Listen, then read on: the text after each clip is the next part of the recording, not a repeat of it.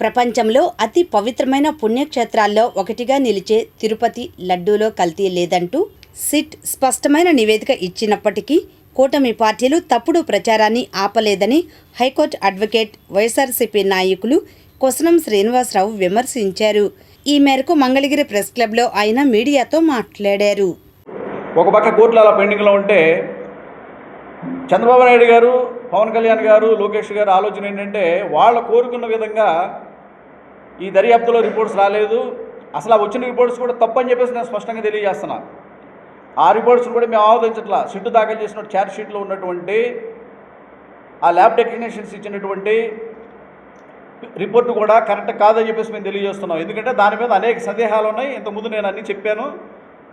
అది అలా ఉంటే వీళ్ళు ఏవైతే చెప్తున్నారో అది వాస్తవం నిరూపించడానికి కొత్తగా ఒక కమిటీని వేయడం అనేది కూడా చంద్రబాబు నాయుడు గారు రాజకీయ దురుద్దేశంతో వేసినటువంటిదే. మీరు అధికారంలో ఉండి మరి దర్యాప్తు సంస్థలను ప్రభావితం చేస్తూ తప్పుడు రిపోర్టులు కోర్టులో దాఖలు చేయిస్తూ అక్కడికి మీరు తృప్తి చెందకుండా మీరు అనుకున్న విధంగా కొవ్వు ఉందని చెప్పలేదని టాయిలెట్ క్లీనర్స్ అందులో ఉన్నాయని చెప్పేసి చెప్తూ మీరు ఏం చెప్తున్నారో అది నిరూపించడం కోసం కొత్తగా కమిటీలు వేయడం అనేది ఎంతో దుర్మార్గమైనటువంటి చర్య అని చెప్పేసి కూడా నేను తెలియజేస్తున్నాను. వీటన్నిటిని కూడా తక్షణం ఆపాలి. ఆపకపోతే న్యాయ పోరాటం బిగించేస్తామని చెప్పేసి కూడా నేను తెలియజేసుకుంటూ సెలవు తీసుకుంటున్నాను. ప్రజలు మరి ఆ లడ్డు కొనుక్కొని తినాలంటే అందులో ఏం కలిపారు అనేటువంటి భయపడే పరిస్థితుల్లో ఉండే విధంగా వీళ్ళ ఆరోపణలు ఉన్నాయి.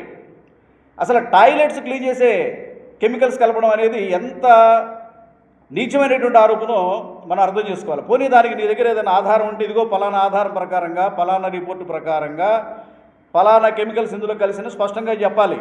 ఆ చెప్పేటువంటి దమ్ము ధైర్యం చంద్రబాబు నాయుడు గారికి కానీ, పవన్ కళ్యాణ్ గారికి కానీ, లోకేష్ గారికి కానీ, ఇంకా ఆరోపణ చేస్తున్నాడు ఏ నాయకుడికైనా సరే ఉంటే అటువంటి స్పష్టమైన ఆధారంతో రండి, మీరు ఆరోపణలు చేయండి. అంతేగాని ఒక రాజకీయ లబ్ధి కోసం మరి పవిత్రమైన దేవాలయం మీద ఆరోపణలు చేయడం అనేది తప్పు. అయితే ఈ ఆరోపణల పైన ప్రత్యేకంగా నేను ఎందుకు స్పందిస్తున్నానంటే వెంకటేశ్వర స్వామి వారు మరి మీ అందరికీ తెలుసు, పద్మావతీదేవి పద్మశాలి ఆడపడుచు అని చెప్పి ఆమె స్వయంగా తిరుపతిలో చెప్పినటువంటి అన్నమాచార్యుడి మనవడు చిన్న తిరుమలాచార్యుల వారికి సాక్ష్యం ఇచ్చినటువంటి ఒక శాసనం తిరుపతిలో ఉంది. కాబట్టి పద్మావతి అమ్మవారు మా పద్మశాలి కులానికి చెందినటువంటి దేవత. అలాగే తొండమాన్ చక్రవర్తి, ఆకాశరాజు మా కులస్తులు. వాళ్ళ నిర్మించినటువంటి ఒక దేవస్థానం గురించి, అలాగే వెంకటేశ్వర స్వామి మా భృగు వంశస్థుడు. అటువంటి మా కులానికి సంబంధం ఉన్నటువంటి రిలేషన్ ఉన్నటువంటి ఒక దేవస్థానం పైన చంద్రబాబు నాయుడు గారు ఇటువంటి ఆరోపణలు చేయడం అనేది, పవన్ కళ్యాణ్ గారు, లోకేష్ గారు ఇటువంటి ఆరోపణలు చేయడం అనేది, మరి బీజేపీ వారు కూడా చేయడం అనేది మాకు ఎంతో వేదన కలిగిస్తుంది. నేను ఒక వైఎస్ఆర్ కాంగ్రెస్ పార్టీ నాయకుడిగానే కాకుండా ఒక పద్మశాలి కులస్తుడిగా కూడా నేను దీని మీద స్పందిస్తూ ఉన్నా. వెంటనే వీళ్ళు ఎవరైతే ఈ లడ్డు కల్తీ జరిగిందని ఆరోపణ చేస్తున్నారో వీళ్ళందరూ కూడా ఈ ఆరోపణలకు ముగింపు పలకాలి. ఈ ఆరోపణలకు ముగింపు పలకడం కోసం మరి హైకోర్టు వారు కూడా ప్రతిరోజు టీవీ ఛానల్స్లో కానీ పేపర్స్లో కానీ చూస్తున్నారు. సుమోటోగా మరి హైకోర్టు వారు కూడా కోర్టులో తేలేంతవరకు, కోర్టులో నిర్ధారణ అయ్యి ఈ కల్తీ నెయ్యి కేసు తేలేంతవరకు కూడా